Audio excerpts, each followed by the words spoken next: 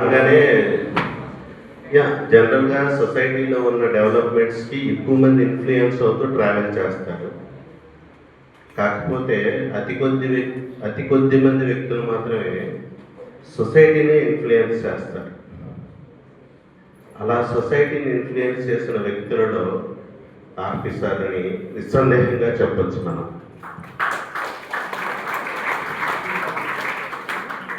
ఎందుకంటే నేను చూశాను క్లాస్లో ఇలాగే కూర్చున్నాను.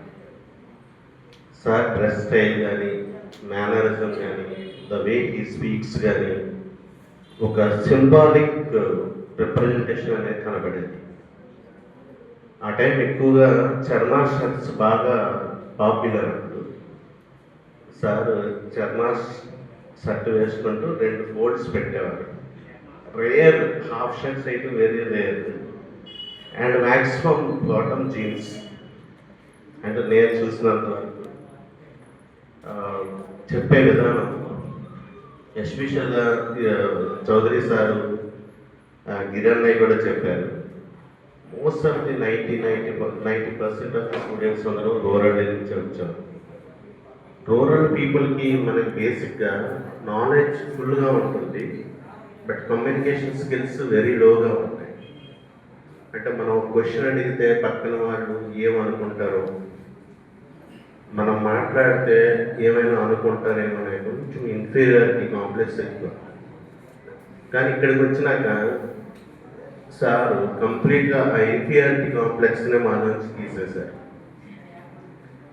నేను సెకండ్ ఇయర్లో కూడా సార్ చెప్పినట్టుగానే సెంట్రల్ యూనివర్సిటీ రాశాను. I got sir degree second ఇయర్లో ఉండేటప్పుడే రాశాను సెంట్రల్ యూనివర్సిటీ. అప్పుడు క్వశ్చన్ పేపర్ కూడా తీసుకొచ్చాను. స్టూడెంట్స్ అందరూ కూడా నువ్వు క్వశ్చన్ పేపర్ తెచ్చావు, నెక్స్ట్ ఇయర్ రాస్తే నేను నీకు అలవ్ కూడా చేయను, నీ పేరు కూడా గుర్తుపెట్టుకుంటారు, ఇంకా ఫైనల్ ఇయర్ కష్టం అని కూడా అన్నారు అప్పుడు. బట్ నాకు సెంట్రల్ యూనివర్సిటీ సీట్ రావడానికి హరణ్య గిరణ్య సీనియర్స్ ఎంకరేజ్మెంట్తో పాటు ఆర్పి సార్ 3 బుక్స్ చదవమనేవాడు. ఒకటి RS Sharma ancient India, 2 Satish Chandra medieval India, 3 Bipin Chandra modern India NCERT. ఈ 3 త్వరగా చదివేవాడు.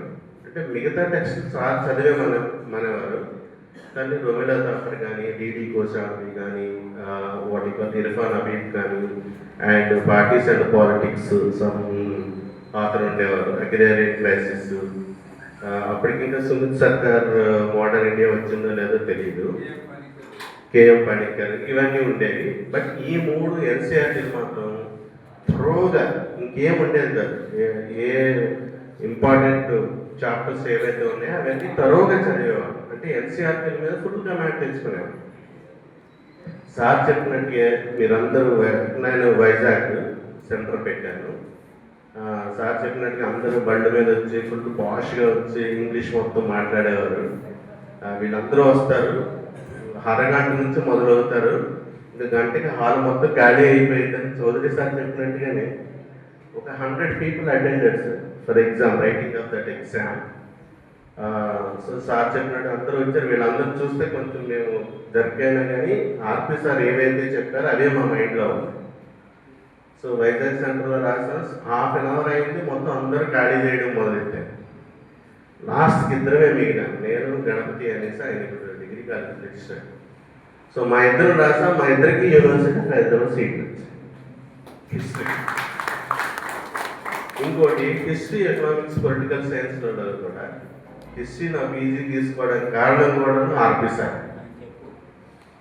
ఎందుకంటే సార్ చెప్పే విధానం అంతా కూడా అది ఒకటి.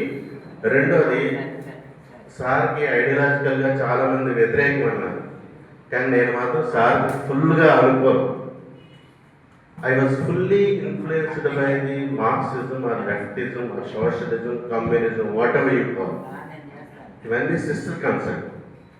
సార్ నన్ను బాగా ఇన్ఫ్లుయెన్స్ చేశారు. ఆఖరికి నా గ్రూప్ 1 ఇంటర్వ్యూ కూడా మార్క్సిస్ట్ వేలోనే నడిచింది. సో టోటల్గా what you mean by Marxism, what is Maoist parties, నేపాల్లో గవర్నమెంట్ ఏంటి, నక్సల్స్ రోల్ ఏంటి, మార్క్స్ వైలెన్స్ అడ్వకేట్ చేశాడా లేదా, ఇదే నడిచింది. ఈ ఎంటైర్ ట్రావెల్లో నా లైఫ్లో కూడా వాట్ యు కాల్ ఒక ఇంటలెక్చువల్ రోల్ అనేది నాకు సార్ ప్లే చేసింది కనపడింది అన్నమాట. సో ఆ రకంగా స్టూడెంట్ ఏజ్లో సార్ ఇన్ఫ్లుయెన్స్ అనేది నా మీద చాలా ఉంది. ఇకపోతే రిటైర్మెంట్ లైఫ్లో కూడా మీన్ వైల్ సార్ సెంట్రల్ యూనివర్సిటీకి వచ్చేవాళ్ళు, బట్ అప్పుడప్పుడు కలిసేవాళ్ళు. రిటైర్మెంట్ ఐ థింక్ 13 హరాన్ని కూడా చెప్పాను నేను అది. సో మాచర్లో పెన్షన్ తీసుకోవడానికి సార్ ఫోన్ చేశారు. నేను ఎలాగో ట్రెజరీస్ డిపార్ట్మెంటే కాబట్టి సో అక్కడ మాచర్ల ఎస్సీఓ గారికి చెప్పడం, సార్ వెంటనే వెళ్ళడం, ఆ రోజే మొత్తం అన్ని ప్రాసెస్ అయ్యి పెన్షన్ అంతా క్లియర్ అయిపోయింది. సో అప్పటి నుంచి మళ్ళీ సార్ ఇంటరాక్షన్ మొదలైన తర్వాత కూడాను మన పెద్దలు చెప్పినట్టుగా ఎప్పటికీ సార్ ఏదైతే నమ్మారో, నేను ఎప్పుడైతే 90s చూసిన డైనమిజము, ఆ ఐడియాలజికల్ కమిట్మెంట్ ఏదైతే ఉందో అది ఈవెన్ ఆఫ్టర్ రిటైర్మెంట్ కూడా ఏమాత్రం 1% కూడా తగ్గలేదు సార్. ఆల్మోస్ట్ 4 hours మేమైతే సారు, హరణ్య, మదన్ అని మా క్లాస్మేట్ కూడా సార్ రూమ్లో కూర్చున్నాం. So we had a long discussion. Everything సొసైటీలో ఉన్న డైనమిక్స్, చేంజెస్ ఎలా ఉన్నాయి, ఏంటి అసలు అనేది మొత్తం ఆ లైవ్లీ డిస్కషన్ అనేది సార్లో ఉండేది.